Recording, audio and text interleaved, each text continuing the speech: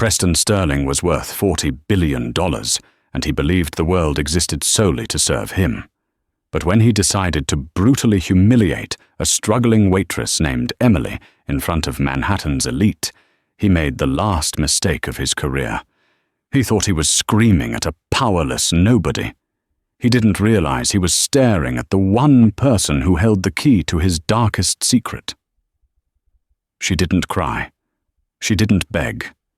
She just whispered one sentence that turned his blood to ice.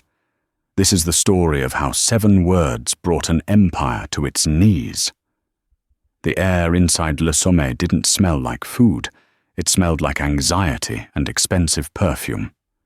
Located on the 65th floor of a Manhattan skyscraper, it was the kind of restaurant where a side of asparagus cost more than a utility bill, and the water list had more pages than the wine list. Emily Miller adjusted her apron in the back hallway, trying to smooth out a wrinkle that wasn't there. She was 34, but tonight she felt 50.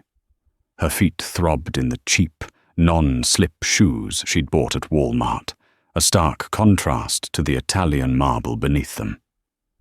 She checked her phone one last time, a text from the babysitter, Mrs. Higgins.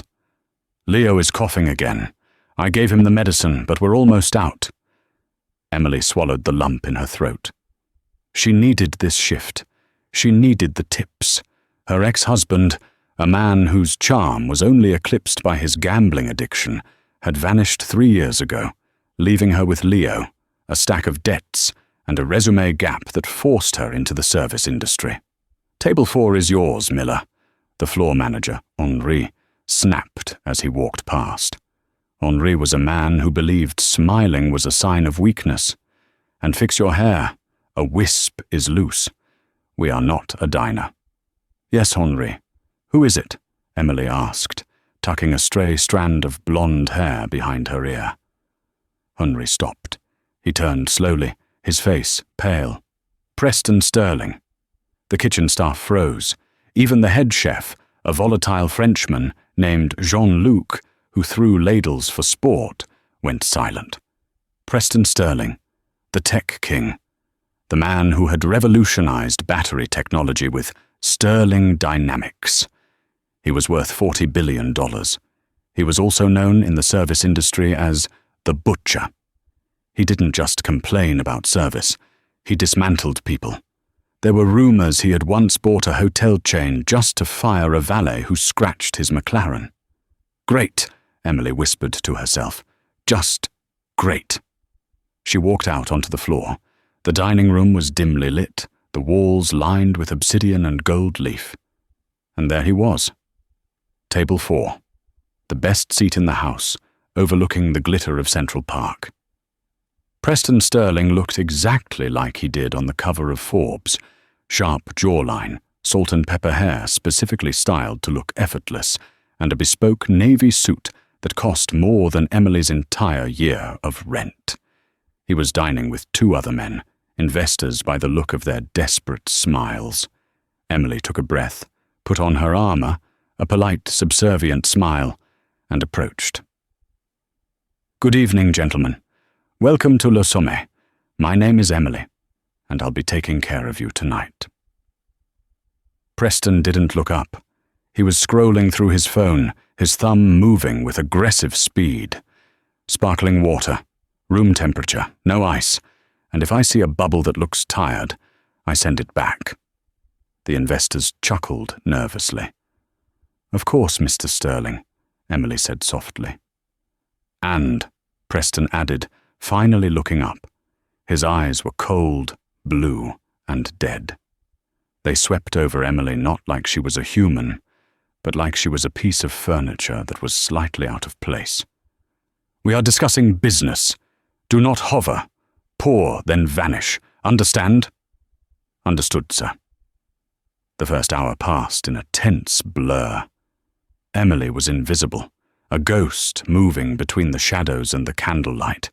She refilled glasses before they were empty. She crumbed the table with surgical precision. She heard snippets of their conversation, mergers, acquisitions, the destroying of a rival company called Vanguard. Preston was drinking heavily. A distinct bottle of Domaine de la Romane Conti, 1990. $12,000 a bottle. He was on his second. The trouble started with the steak. It was a Wagyu A5 strip, served rare. Preston cut into it, chewed once, and then spat the meat into his linen napkin with a look of pure revulsion. He didn't wave for Emily. He slammed his fist onto the table. The sound cracked through the hushed restaurant like a gunshot. Every head turned. The pianist stopped playing. Emily rushed over, her heart hammering against her ribs. "Is everything all right, Mr. Sterling?" Preston stood up. He was tall, looming over her. He picked up the plate and held it out. "Do you know what this is?" he asked, his voice dangerously low. "It's the Wagyu, sir. Is it not to your—" "It is garbage!" Preston roared, throwing the plate onto the table. The expensive china shattered. Sauce splattered across the pristine white tablecloth and onto Emily's apron. "It is cold. It is rubber.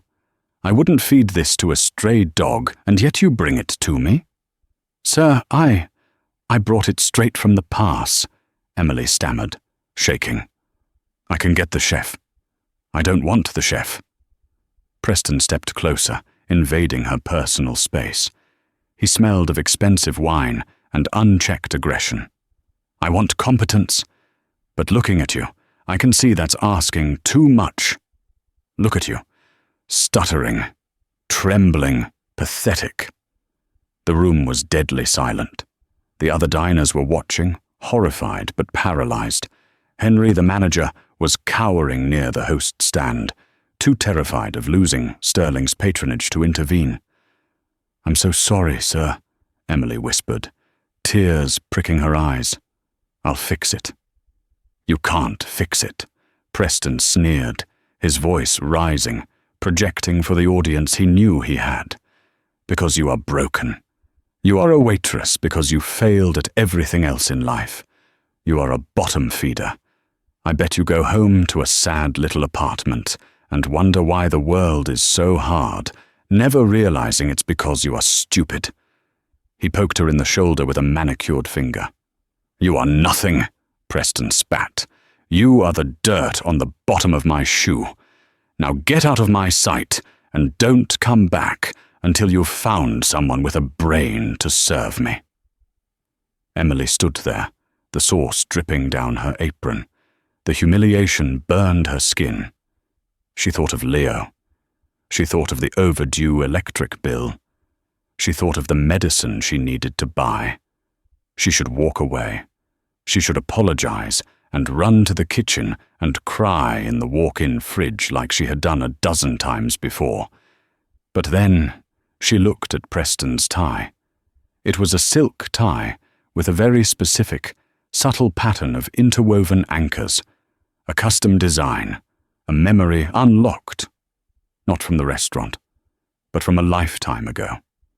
A memory of a garden party in the Hamptons 20 years prior, a memory of a young, hungry intern named Preston who used to beg her father for a chance.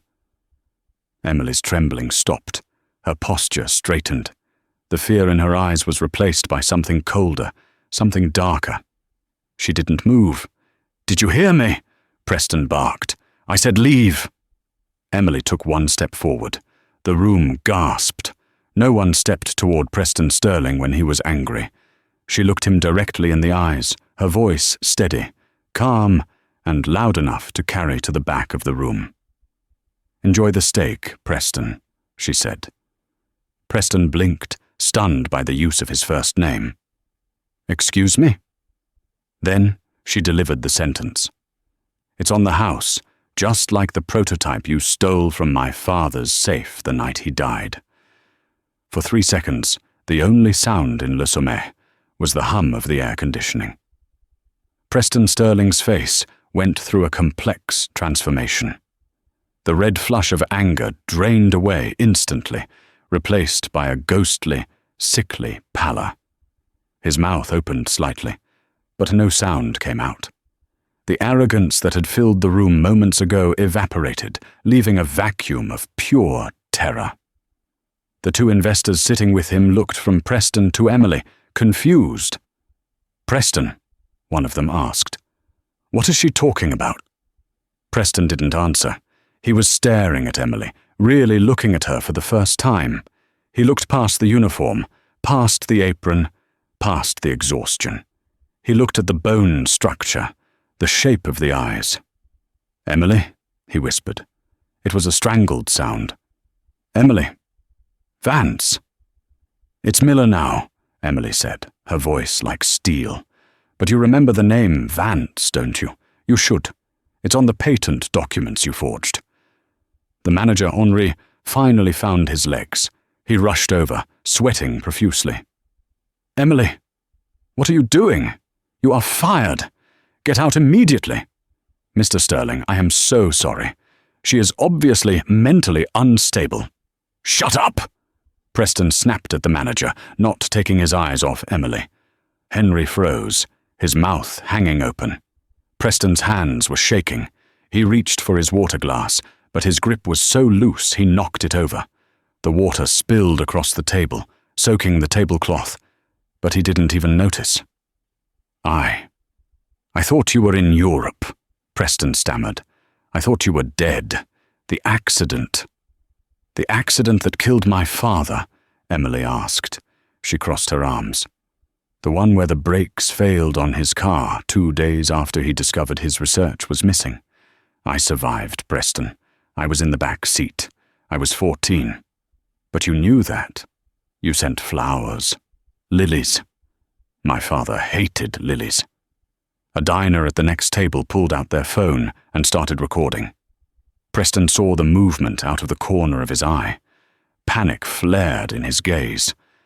"Emily," Preston said, his voice dropping to a desperate hiss. "Not here, please. We can go somewhere private. My office." "Your office?"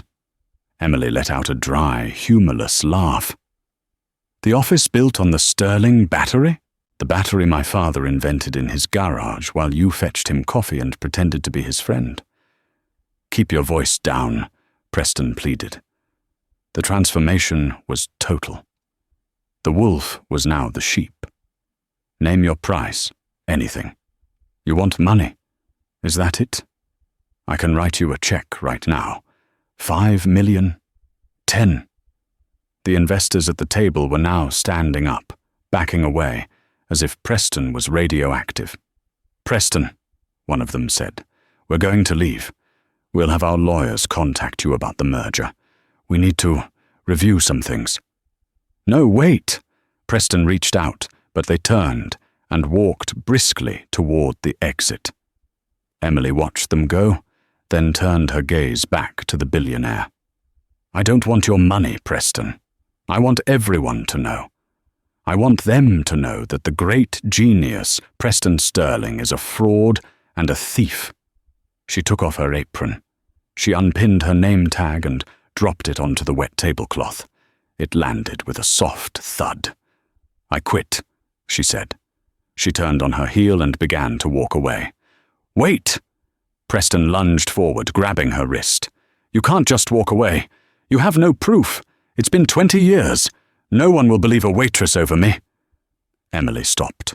She looked down at his hand on her wrist, then up at his face. "Let go of me," she warned. "No." Preston was unraveling. The veneer of civilization was gone. "I worked for this. I built this company. He was an old fool who didn't know how to sell it. I did what I had to do. Get your hands off her." The shout came from the kitchen. The double doors swung open, and Jean-Luc, the head chef, marched out. He was holding a cleaver. Behind him were 3 line cooks and the dishwasher. They didn't know the backstory, but they knew Emily, and they hated Preston. Preston released her wrist as if it were burning hot.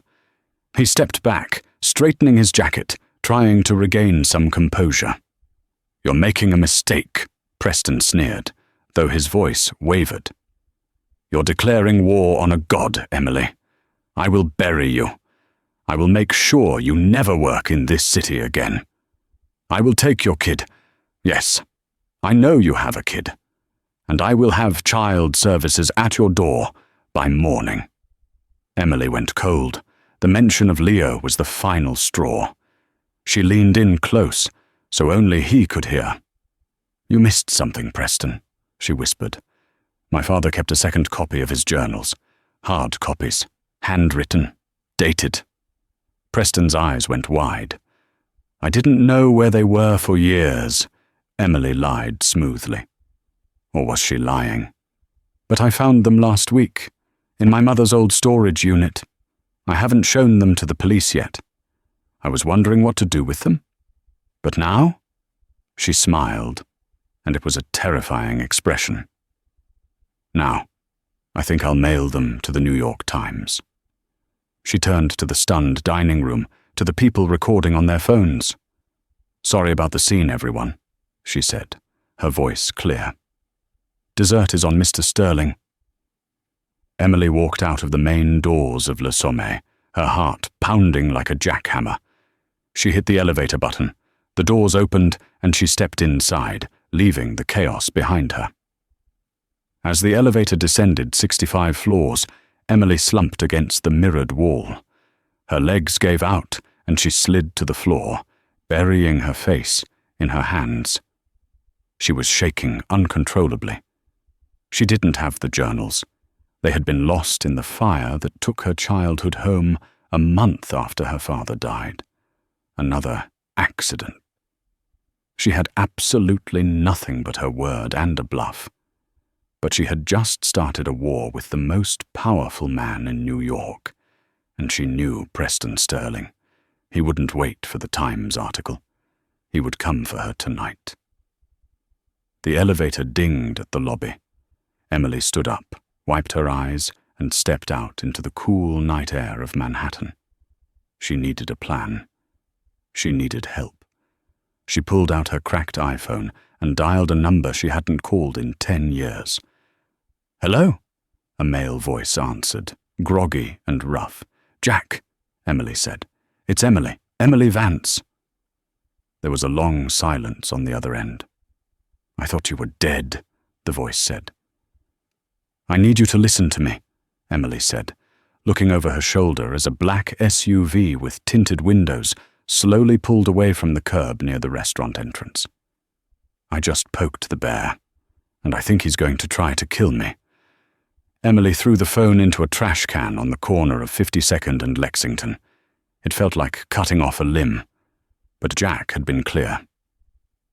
"If you're still holding that phone in 5 minutes, don't bother coming to me. You're already dead." She hailed a yellow cab, her hands shaking so badly she could barely open the door. "Where to, lady?" the driver asked, chewing on a toothpick. "Brooklyn," she said, breathless. "Crown Heights, and please hurry." As the taxi merged into the chaotic stream of yellow and red lights, Emily risked a glance out the rear window. The black SUV she had seen earlier was 3 cars back. It switched lanes when they did. "Actually," Emily said, her voice rising in panic. "Change of plans. Grand Central Station. Drop me on the 42nd Street side." The driver grunted, but swung the wheel. Emily needed to confuse them. If she went straight to the babysitter, she would lead Preston's wolves right to Leo. She couldn't let that happen. At Grand Central, she threw a $20 bill at the driver and didn't wait for change. She sprinted into the terminal, weaving through the late-night commuters. She ran down to the subway platforms, swiping her Metro card with trembling fingers. She jumped onto a 4 train just as the doors were closing, squeezing in between a businessman and a teenager with a boombox. She watched the platform through the dirty glass. 2 men in dark suits burst through the turnstiles, looking frantically left and right. They were too late. The train lurched forward into the dark tunnel. Emily let out a sob she had been holding for 20 minutes. She rode 3 stops, switched to the Q train, rode that to Brooklyn, and then got off a mile away from Mrs. Higgins' apartment. She ran the rest of the way. Mrs. Higgins, an elderly woman who smelled of lavender and old paper, opened the door in her nightgown. Emily? Good heavens, look at you. You're soaked in sweat. Is everything— I need Leo, Emily gasped, pushing past her gently. We have to go. Now. But he's sleeping. Emily, what is going on? Emily ran into the small bedroom. Leo, 4 years old and clutching a stuffed dinosaur, was sound asleep. He looked so peaceful, so unaware that his mother had just declared war on a titan. She scooped him up, wrapping him in his blanket. He stirred, blinking sleepy blue eyes. Mama? Shh, baby. It's okay. We're going on an adventure. Emily! Mrs. Higgins was at the door, alarmed. You're scaring me. Do I need to call the police? Emily stopped. She turned to the woman who had been a grandmother to Leo when he had none. Don't call the police, Emily said, her voice grave. If anyone comes here asking for me, anyone, you haven't seen me. Tell them I quit my job and moved to Jersey. Please, Mrs. Higgins, my life depends on it. Leo's life depends on it. The old woman saw the terror in Emily's eyes and nodded slowly. Go. Out the back fire escape. It's darker. 40 minutes later, Emily stood in front of a rusted metal door in an industrial part of Queens. The sign above said, Jack's Auto Repair, but the windows were painted black. She knocked. 3 rapid taps, a pause, 2 taps, the code Jack had given her 10 years ago. She prayed he hadn't changed it. She prayed he hadn't changed. The door groaned open. Jack was no longer the sharp-suited investigative journalist she remembered from the days before her father died. He was heavier now, his face lined with deep grooves, a grey beard covering his jaw. He wore a grease-stained mechanic's jumpsuit. But the eyes, sharp, cynical, and intelligent, were the same. He looked at Emily, then at the sleeping boy in her arms. You look like hell, Vance, he grunted. It's Miller now, she whispered. Come in, before the whole neighborhood sees you. He ushered them inside and locked the door with 3 heavy deadbolts. The shop smelled of oil and stale coffee. He led her to a small office in the back, cleared a stack of car parts off a leather sofa, and motioned for her to sit. Put the kid down, Jack said, softening his tone slightly. He threw a clean jacket over Leo as a blanket. Then he went to a mini-fridge, pulled out 2 beers and handed one to Emily. She took a long sip. The alcohol hit her empty stomach like a fist. Talk, Jack said, leaning against a filing cabinet. The last I heard, you were scrubbing floors to pay off your ex-husband's gambling debts. Now you're calling me on a burner, saying Preston Sterling wants you dead. What did you do? I told him I knew, Emily said. I told him I knew he stole the Sterling battery from my dad. Jack snorted. Everybody knows that, Emily. It's an open secret in the industry, but nobody can prove it. The patent office, the courts. Preston bought them all years ago. I told him I had the journals, Emily said softly. The handwritten ones. The ones with the dates that predate his patent filing by 2 years. Jack froze. He lowered his beer slowly. The air in the room seemed to get thinner. You have Arthur's journals? Jack asked, his voice barely a whisper. The ones that went missing from the safe? Emily looked down at her hands. She twisted the cheap wedding band she still wore to ward off unwanted advances at the restaurant. No, she admitted. Jack stared at her. Excuse me? I don't have them. Emily looked up, her eyes desperate. They burned in the house fire. You know that. I bluffed Jack. He was screaming at me. He was humiliating me in front of the whole restaurant. I wanted to hurt him. I wanted to make him scared. Jack closed his eyes and rubbed his temples. He let out a long, groaning laugh that sounded more like a bark. You bluffed Preston Sterling, Jack said, opening his eyes. You looked the devil in the face and told him you had the only weapon that could kill him, and you did it with an empty gun. It worked, Emily argued defensively. He was terrified. Of course it worked. Jack pushed off the cabinet, pacing the small room. That's the problem. If he thought you were lying, he'd just sue you for slander. But because he believes you, he has to kill you. You understand that, right? You didn't just poke the bear, Emily. You climbed into the cage and slapped it. So what do we do? Emily asked, her voice trembling again. She looked at Leo. I can't go back to my apartment. I can't go to work.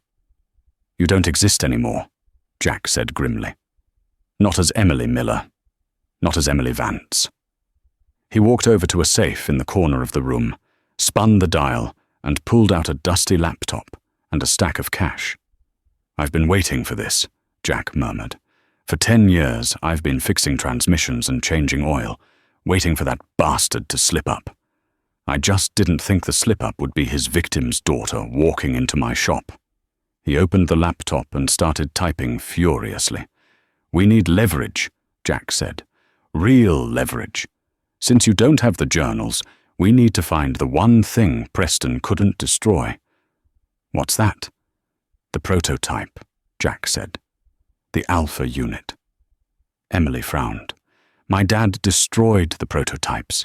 He said they were too unstable. That's what he told the investors, Jack said, looking at her with intensity. But 2 days before he died, Arthur called me. He was paranoid. He said he buried the Alpha unit. He said, if anything happens to me, tell Emily to look where the stars touch the earth. Emily's breath hitched. Where the stars touch the earth? I never figured it out, Jack admitted. I went to the planetarium. I went to the observatory. Nothing. I thought it was the rambling of a stressed-out genius. But if that unit still exists, it has his signature etched into the core.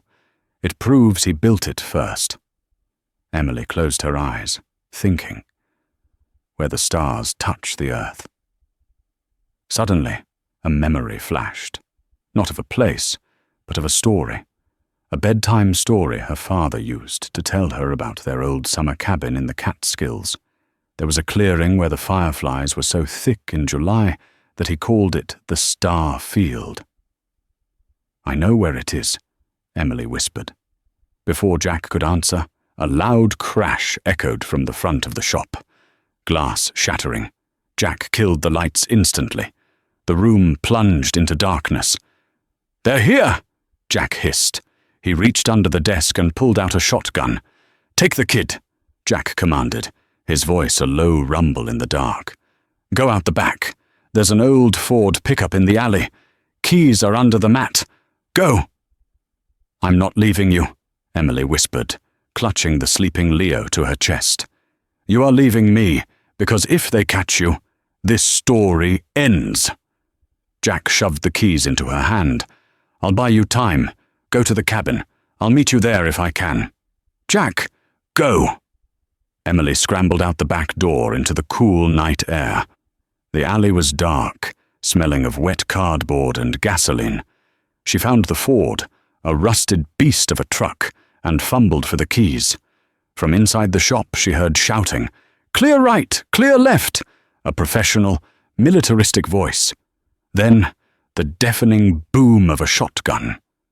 Emily screamed silently, threw Leo onto the bench seat, and cranked the ignition. The truck roared to life with a cough of black smoke. She slammed it into gear and peeled out of the alley just as the back door of the shop flew open. Bullets pinged against the metal tailgate. Ping! Ping! Thud. She didn't look back. She drove like a woman possessed, running 2 red lights, merging onto the BQE, tears streaming down her face. She had dragged Jack into this, and now he was probably dead. Leo woke up, crying from the noise. It's okay, baby. It's okay, Emily sobbed, reaching over to stroke his hair while keeping one hand on the wheel. Mummy's sorry. Mummy's so sorry. She drove for 3 hours. She drove until the city lights faded into the rearview mirror, replaced by the looming shadows of the mountains. She didn't have a GPS, but she didn't need one. The route to the old cabin was etched into her DNA. It was 4 a.m. when she turned onto the gravel road. The cabin had been abandoned for years, tied up in probate court since her father's death, and eventually seized by the state. But nobody ever came out here. The structure was rotting, covered in vines. It looked like a ghost house. Emily killed the engine. The silence of the woods was heavy, oppressive. "Where are we?" Leo asked, his voice small. "We're at Grandpa's house," Emily said. "Come on, we have to look for something." She used the flashlight on the keychain Jack had given her. They walked into the clearing behind the cabin, where the stars touched the earth. It was just a field of overgrown grass. No fireflies in October. No stars tonight. The clouds were too thick. "Think, Emily, think," she muttered to herself. She paced the field. Where did they sit? Where did he tell the stories?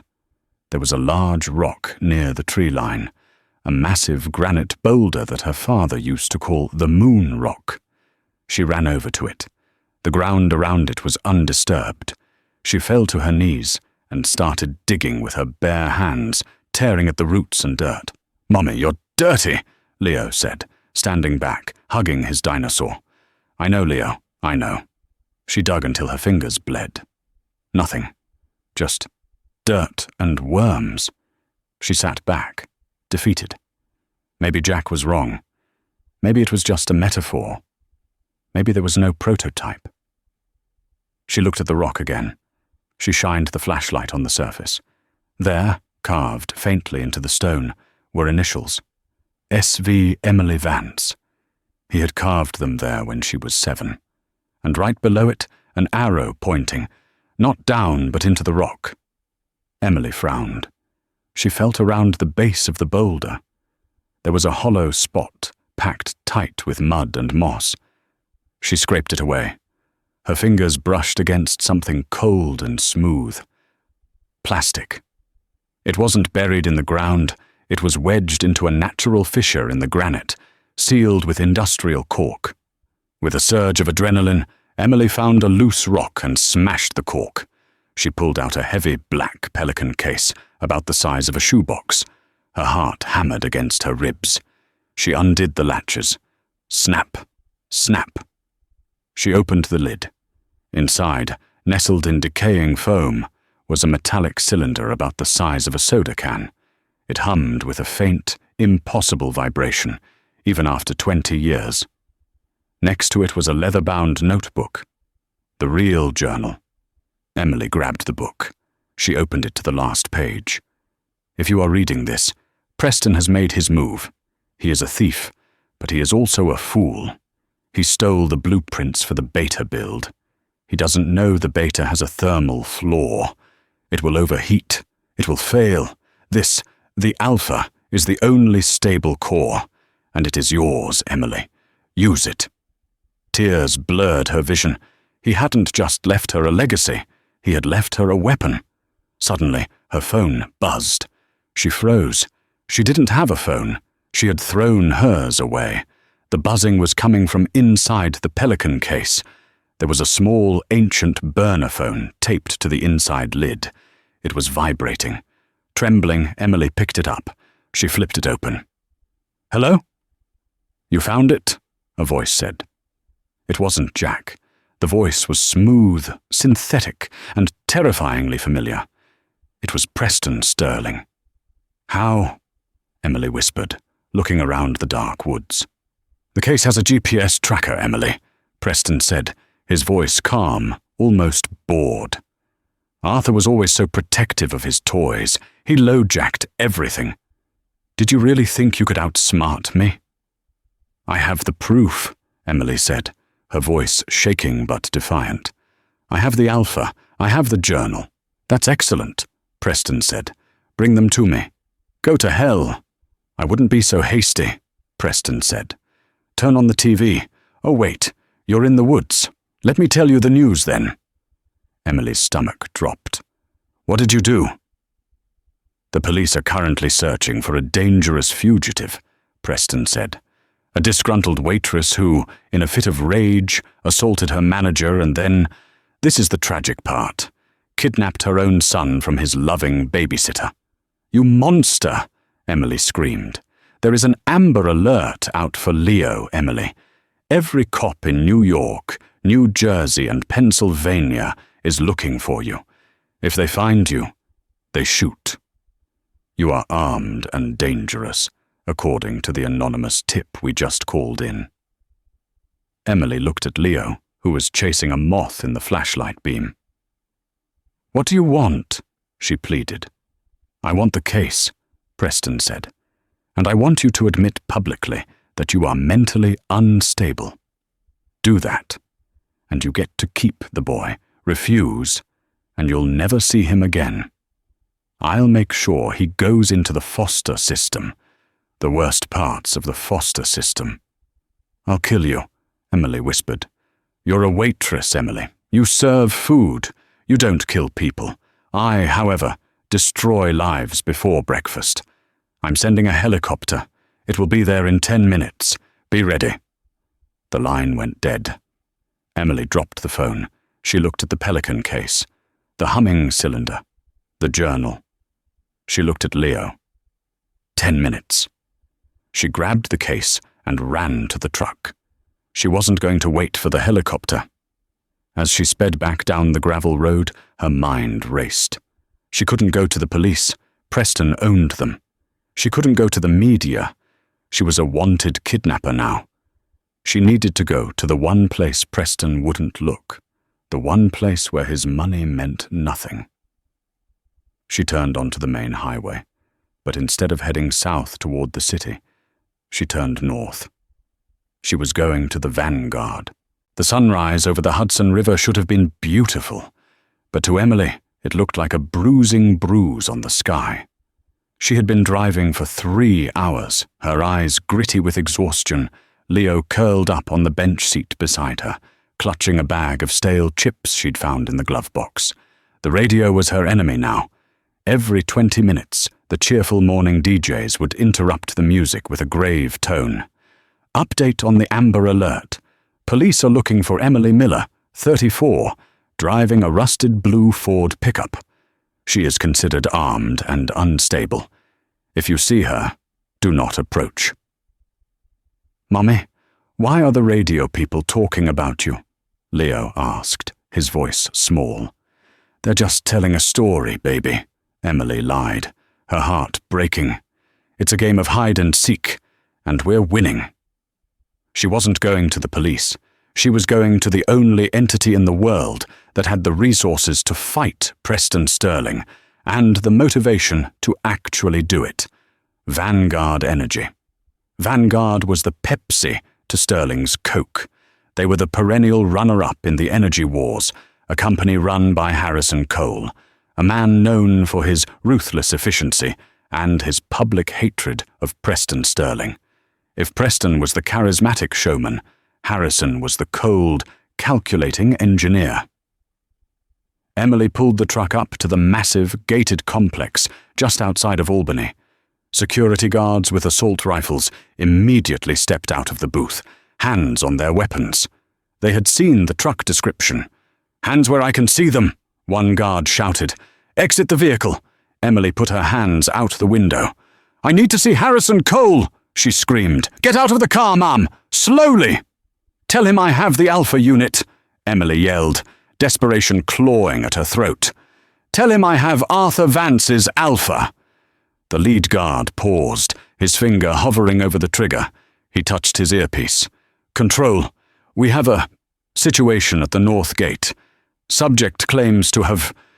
"Repeat that." He looked at Emily. "The Alpha," she sobbed. "Just tell him." 5 minutes passed.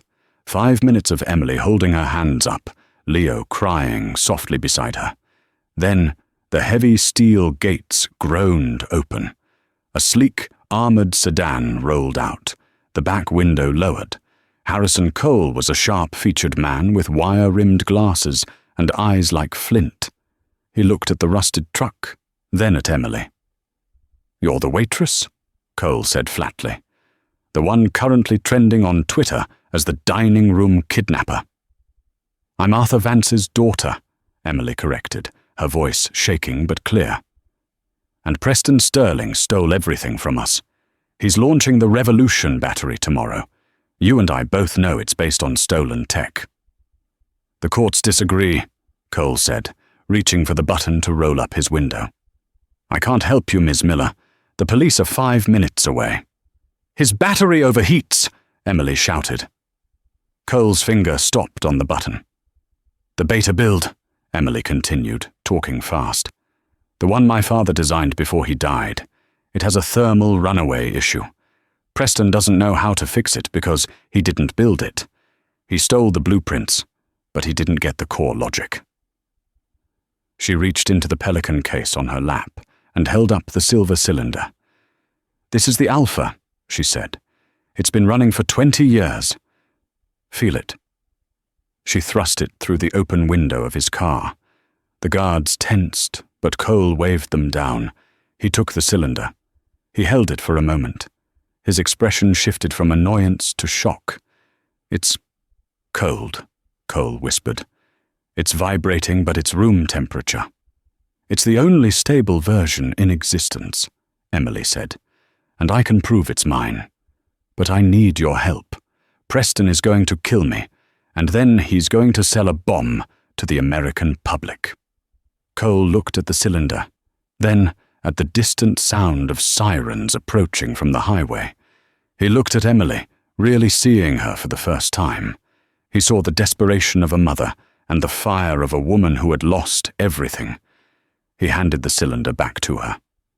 Get in the car, Cole ordered. He turned to his head of security.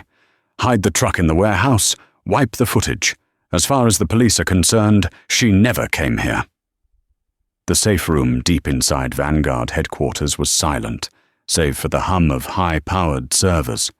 It was a windowless bunker designed to survive a nuclear blast, or in this case, a billionaire's legal wrath.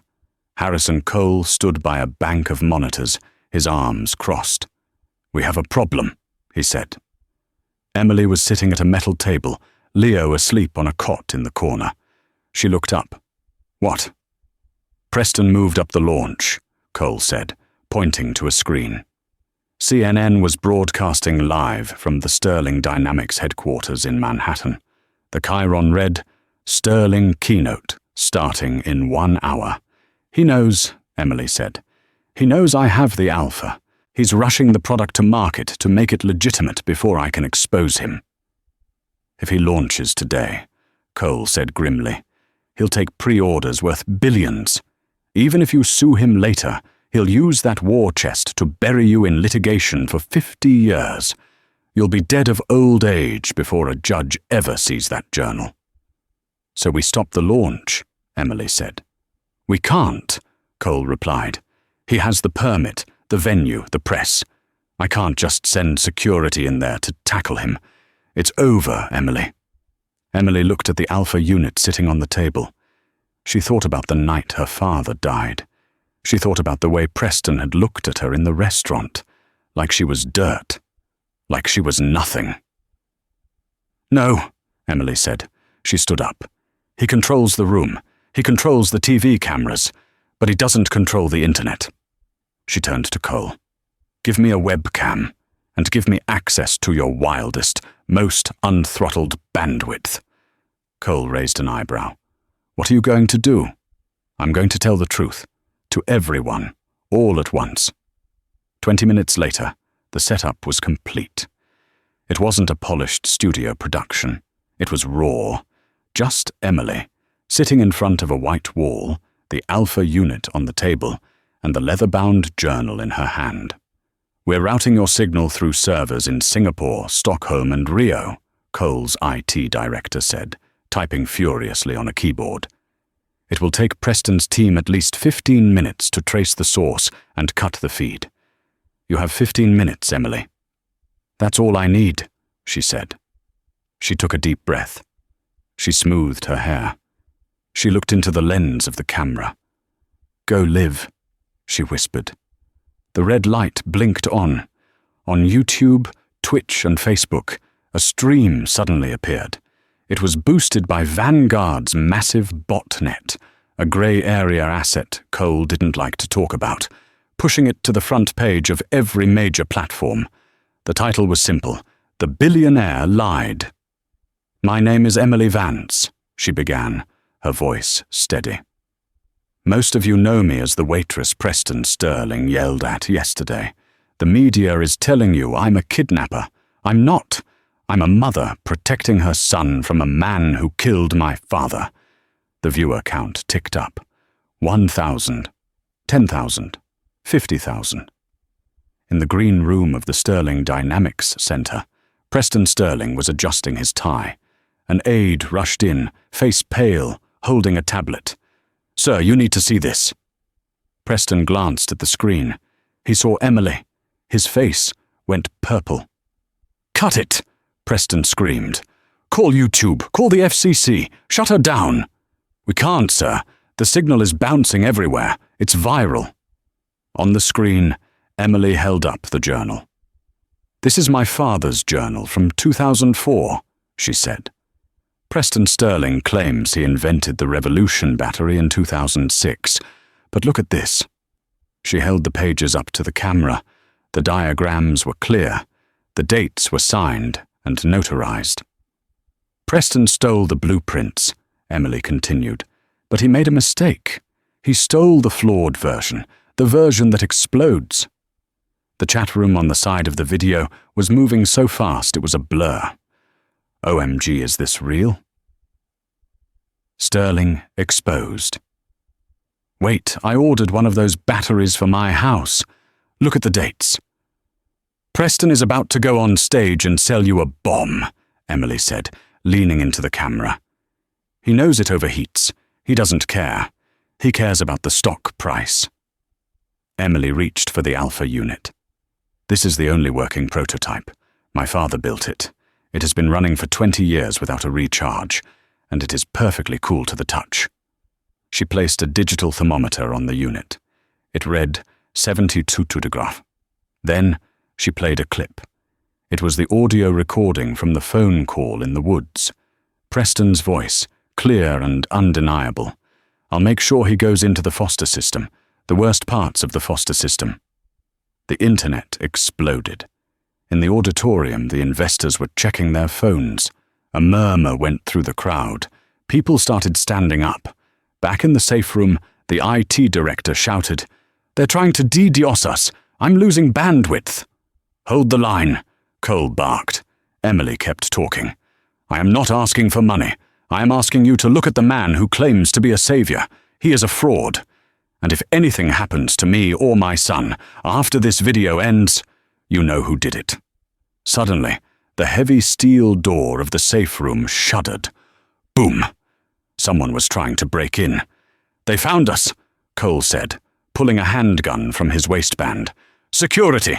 Breach at the server room!" "Keep filming!" Emily yelled, not breaking eye contact with the camera. Boom! The door buckled. "Preston," Emily said, addressing the camera as if he were standing right there. "You told me I was nothing. You told me I was just a waitress. Well, I'm the waitress who just served you your check." The door flew open with a screech of tearing metal. Men in tactical gear, not police, but private mercenaries with no badges, poured into the room. "Hands up!" they screamed. One of them lunged for the camera. Emily didn't flinch. She stared right into the lens as the mercenary's hand reached out to cover it. "Share this," she whispered. The feed cut to black. The silence in the server room was deafening. The mercenaries had Emily and Cole pinned to the ground. The lead mercenary touched his earpiece. "Target secured. Feed is cut." He listened for a moment. Then his face went slack. "Say again, sir." He looked down at Emily, who was pinned under his knee, gasping for air. "Sir, there were 2 million people watching," the mercenary said into his radio. It's everywhere. It's on CNN. It's on the BBC." Emily began to laugh. It was a hysterical, broken sound. But it was the sound of victory. The mercenary pulled away from her, looking terrified. His phone buzzed. A notification. Sterling Dynamics. Stock plummets. 60% in aftermarket trading. Federal agents raid Sterling HQ. Harrison Cole stood up, brushing dust off his suit. He looked at the mercenaries. "Gentlemen," Cole said calmly, "I suggest you leave, because the FBI is going to be here in about 3 minutes, and I don't think Mr. Sterling's checks are going to clear anymore." The fall of Preston Sterling wasn't a slide. It was a cliff dive. The live stream didn't just expose a faulty battery. It unraveled a 20-year tapestry of corporate espionage, bribery, and murder. Within hours of the feed cutting to black, federal agents had stormed the Sterling Dynamics keynote. The image of Preston Sterling being led out of his own launch event in handcuffs, his tuxedo rumpled and his face a mask of disbelief, was splashed across every newspaper in the world. Emily didn't see it live. She spent that night in a frantic blur of interviews with the FBI, protected by Harrison Cole's army of lawyers. They took the Alpha Unit into evidence. They took the journal. This time the truth didn't burn. It was catalogued, copied, and locked away where Preston couldn't touch it. 3 months later. The world had moved on, as the world does. Sterling Dynamics had been dissolved, its assets bought up for pennies on the dollar, mostly by Vanguard Energy. The Vance battery was slated for production the following year, with all royalties going to a trust fund for Leo. Emily wasn't a waitress anymore. She wasn't a billionaire either. Legal battles took time, but she was free. She had bought a small house in upstate New York, not far from where the old cabin stood. But there was one loose end. One table left to clear. Emily adjusted her coat as she walked through the heavy steel doors of the Metropolitan Correctional Center. The air smelled of bleach and despair. She sat on the metal stool on the visitor's side of the glass. A moment later, Preston Sterling was led in. He looked smaller. The bespoke suits were gone, replaced by an ill-fitting orange jumpsuit. His hair, once perfectly styled, was thinning and grey. But his eyes were the same, cold, blue, and arrogant. He sat down and picked up the phone. Emily did the same. "You look terrible," Preston said. Even in prison, he tried to neg her. "I look happy," Emily replied calmly. "Something you never were, even with $40 billion. Preston scoffed. "You think you won? You're a footnote, Emily. A glitch. I built an empire. People will remember the name Sterling long after they forget the waitress who got lucky." "They won't remember you for the empire, Preston," Emily said. "They'll remember you as the man who got taken down by a menu item." Preston's jaw tightened. "Why are you here? To gloat? To see the lion in the cage?" "No," Emily said. "I'm here because I realized I never finished my shift that night." She reached into her pocket. The guard took a step forward, but she just pulled out a small, folded piece of paper. She pressed it against the glass. It was the receipt from Le Sommet. Table 4. The total was $12,450. At the bottom, where the tip line was, Emily had written in bold red ink, "Karma." "You forgot to pay your bill," Emily said. "Consider us even." Preston stared at the receipt. His face turned a mottled shade of red. He slammed the phone against the receiver. "Guard!" he screamed, his voice cracking. "Get her out of here! Get this trash out of here!" Emily didn't flinch. She just smiled. A real, genuine smile. She hung up the phone, stood up, and walked toward the exit. She didn't look back as Preston banged his fists against the glass, screaming at a woman who could no longer hear him. Outside, the sun was shining. Leo was waiting in the car with Jack, who was arguing with a parking attendant about a ticket. Emily took a deep breath of fresh air. It tasted sweet. She walked over to the car, opened the door, and got in. "Ready to go, Mama?" Leo asked. "Yeah, baby," Emily said, buckling her seatbelt. "I'm ready." "Service is closed." Preston Sterling thought power was about how loudly you could shout. He forgot that the most dangerous thing in the world isn't a billionaire with a lawyer, it's a mother with the truth. Emily didn't just survive, she rewrote the menu. If you enjoyed this story of justice served cold, please hit that like button. It really helps the channel grow. Don't forget to subscribe and ring the bell so you never miss a story. And tell me in the comments, what would you have written on that receipt? Thanks for watching, and I'll see you in the next video.